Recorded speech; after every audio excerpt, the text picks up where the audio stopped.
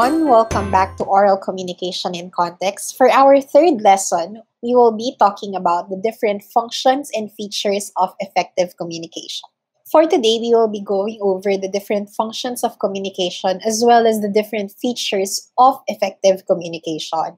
We will also be talking about the different barriers in communication process and how can we overcome these barriers.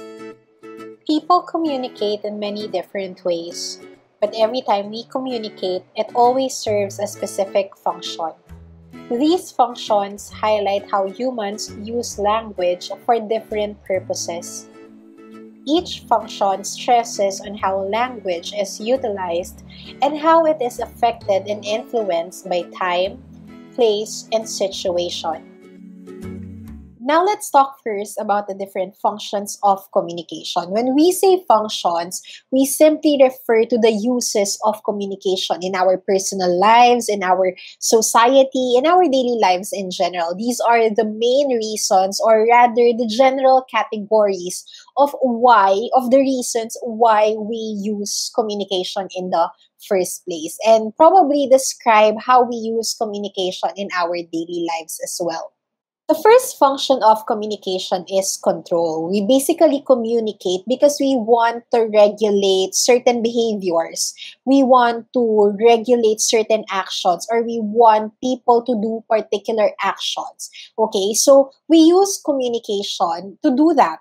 A good example of this is when our parents tell us to do something. Take, for example, some household chores, or they want you to do better in school. So stuff like that could be a form of control. They use language, they use their actions, they use their gestures, they use their emotions, and they even use their facial expressions to express that they want you to do certain things, okay?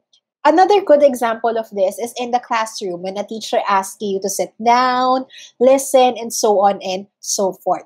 So basically, when we use language or any form of communication in order to regulate or control someone's behavior or other people's behavior and action, then that could refer to this particular function of communication. Communication is also used as a form of social interaction. We communicate or converse with other people because we want to connect with them. We want to establish connections. We want to formulate relationships in order for us to function as a whole. Okay?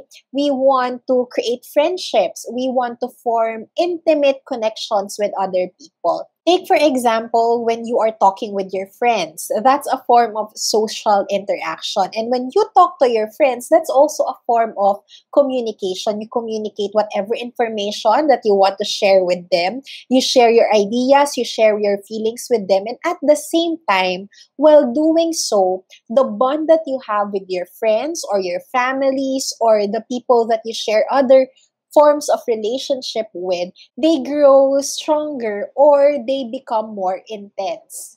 Aside from those things, we also use communication to motivate not just other people, but also to motivate ourselves. Sometimes we want to influence the behavior and the action of others without specifically controlling them, without really dictating what they should do, but rather you want them to consider certain options. Okay, so that could be a form of motivation because you are trying to affect in a way without even dictating what they should do. We try to, influence their reactions, influence their decisions, okay? So that could be a form of using communication as a motivation. Take, for example, speakers in seminars, particularly professional development seminars or personal development seminars. They would always want to instill information that they know would have a positive impact or a positive influence to the people listening to them. They want to develop certain skills without really saying that this is what should be done.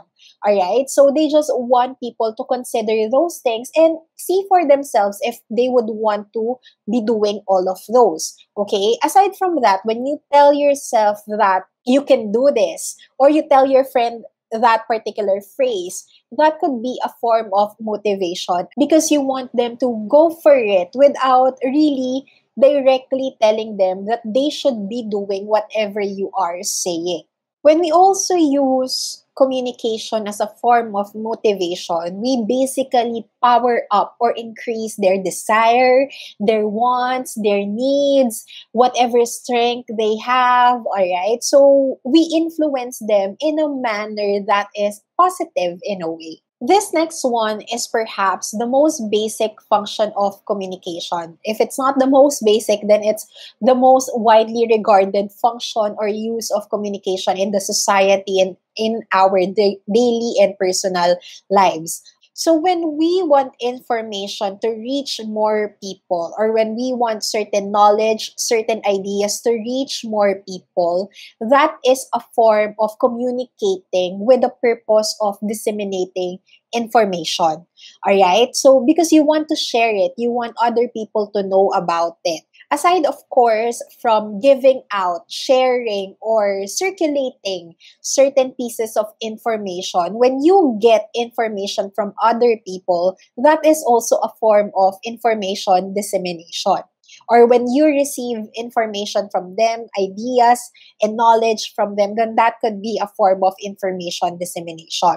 So take, for example, in the classroom, when a teacher delivers a lesson, that could be considered a form of information dissemination because she is giving knowledge that the students may not know or may know little of, and she had learned these pieces of information from before as well during her years of study as well. So now she is relaying the information as part of her work, as part of her job. Another good example of using communication for information dissemination is when we listen to the news. When we watch the news or read the newspaper, or even if we go through our feeds on Facebook, then that could be a form of information dissemination because we learn something new, we acquire certain pieces of information, knowledge, and even skills sometimes that could be helpful or that could influence or affect us in one way. Last but not the least, we use communication to express our feelings and, of course, our emotions.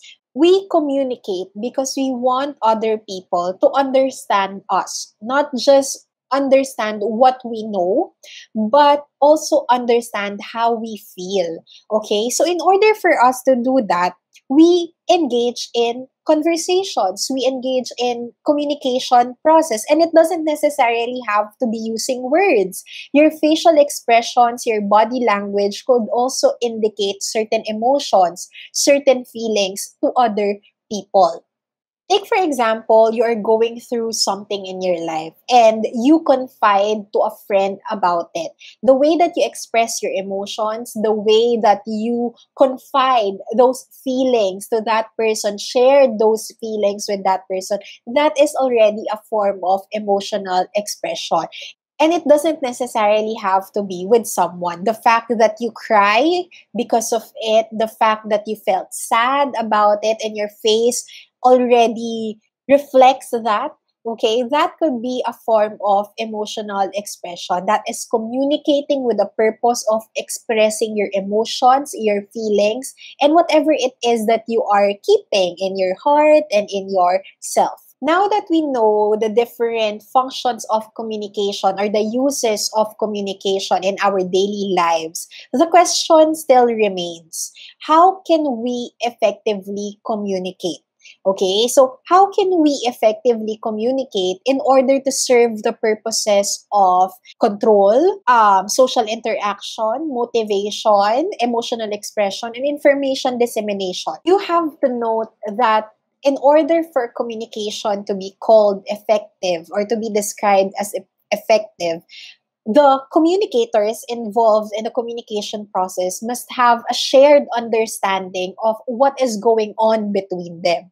All right. So the process of communication, the message, the channel, and all of its elements have to be clear to both parties, to both communicators. In that way, that shared understanding is formulated and maintained.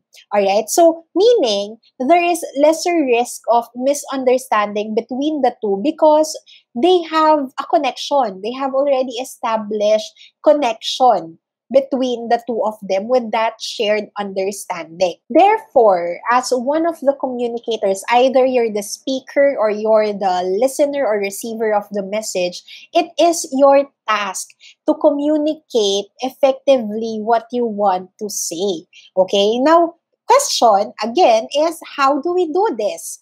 Back in 1952, there were two authors who wrote a book entitled Effective Public Relations. So basically, this book is talking about how we could relate or how we could establish relationships between and among the members of the society. All right. So the book is called Effective Public Relations, and it was written by Cutlip and Center. All right. Now, these two authors, they also propose what we now refer to as the 7 C's of effective communication. So according to them, these 7 C's are the key to better understanding between and among communicators. Okay, so if we practice these 7 C's, then there will be effective communication between and among communicators. Okay, so you might be asking, why 7 C's? It's 7 C's because all of these features of effective communication begin with the letter C. So it is easier for you to remember. Let's begin with the first C. The first one is completeness. Okay, from the term itself, complete. When we say completeness or when we describe communication as something that is complete, it simply means that everything that the receiver or the listener needs to hear from the speaker or the sender of the message is already there. It's included in the message. Everything is already there. Okay? Everything that is important, everything that is relevant is already in the message or indicated in the message. Now, in this way, when all of the details are there, it's complete. It will enable the listener or the receiver of your message to respond, react, or evaluate the message that he or she had received properly. Okay, so in that way, communication flows smoothly. Okay, so how can we do this? When you talk to someone, when you want to share information, whether it's for emotional expression or information dissemination, or whether it's control, motivation, or social interaction, whatever purpose you have in mind, if your message contains all the necessary information, contains all the necessary details, necessary ideas, necessary emotions, then it's going to be easier for your listener to understand what you are talking about. Again, when we refer to completeness, it's simply having all the necessary important details that the receiver needs to hear from a speaker. A good example of a specific situation that highlights completeness is when we invite our friends to certain events or even to simple random things or activities that you want to enjoy with them. Alright, so more often than not, when we invite our friends, we provide the necessary details that they need in order for them to say yes to you. Okay, so take for example, you want to invite your friend to the movies. Okay, so you ask them, would you want to go to the movies with me? It's on this day. What movie are you going to be watching? Okay, so you give those kinds of information and what should they bring? What should they do? What should they wear? Stuff like that. Additionally, if you are practicing completeness whenever you communicate, follow-up questions are often avoided. There are less clarifications, all right, less concerns, less issues coming from the receiver of the message. The second C is what we refer to as conciseness. From the term itself, concise, meaning it is brief. Okay, it is short. However, according to cut lip and center, it doesn't necessarily have to be always keeping your messages short. So, meaning your messages don't necessarily have to be one words or short phrases. Okay, what they want to say or what they want to emphasize in terms of conciseness is simply making your statements, your messages direct or straight to the point. So, whenever you talk, make sure that you go straight to what you want to say. Do not keep it long in such a way that you are already providing details that are unnecessary or doesn't necessarily connect with the original intent, the original purpose, or even the original message itself. Okay, so just keeping it direct, straight to the point, or straightforward, then that could refer to conciseness already. So take for example, if you want to confess to your crush, okay, go straight to the point that you like them because of this and that. The third C is what we refer to as consideration. From the root word itself, consider, meaning we are simply taking into account certain things, okay? So for this case, what kind of things or what aspects, what features are we taking into account for? Now, in consideration, in terms of communication, or being considerate in terms of communication, it's simply taking into account relevant information about the people or the person you are talking to, or simply the receiver of your message. It could be their mood, it could be their background, meaning where did they come from, who are they as a person, okay? So you can also consider the race, the preferences or their preferences, what do they value, what do they believe in, okay? Their education, are they only middle schoolers or high schoolers, or they are older than you? Stuff like that, you have to consider them as well, okay? Status and their needs, you have to consider those things as well. So these are just some of the things that you have to consider. And actually, there are plenty. There are a lot. And you might find it hard work.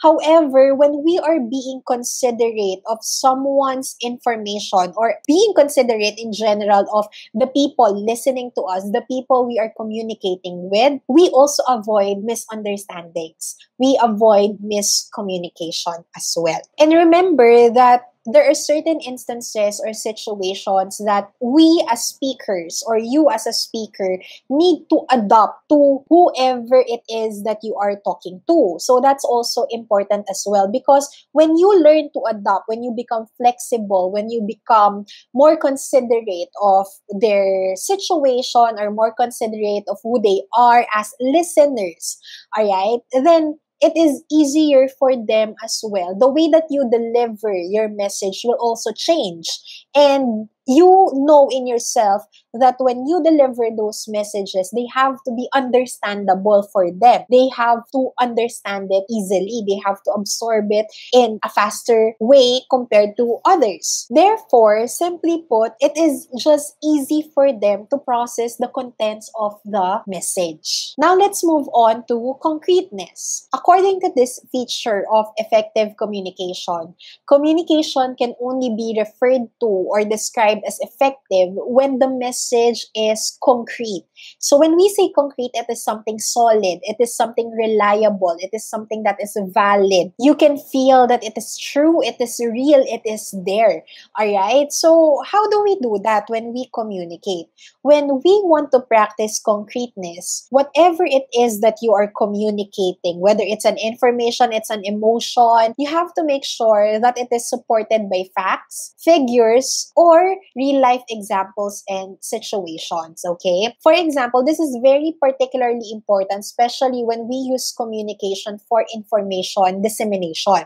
Because we want, as speakers, we want to be as reliable as possible. We want people to take whatever it is that we are sending as the truth, okay? We want them to fully consider it and accept it as a fact. So, in order for them to do that, they have to know if what you are saying is reliable. It is something that is valid. So, what you can do as a speaker is give examples, Support it with examples, support it with facts, support it with evidence, basically, that what you are saying is true. Next up, we have courtesy. Courtesy is simply referring to respect. When you are respecting your listeners, your receivers of the message, especially or in particular their culture, their values, their beliefs, then that is already showing courtesy. Okay? In courtesy, we are simply acknowledging that our listeners might be different from who we are. They are also coming from different backgrounds. So,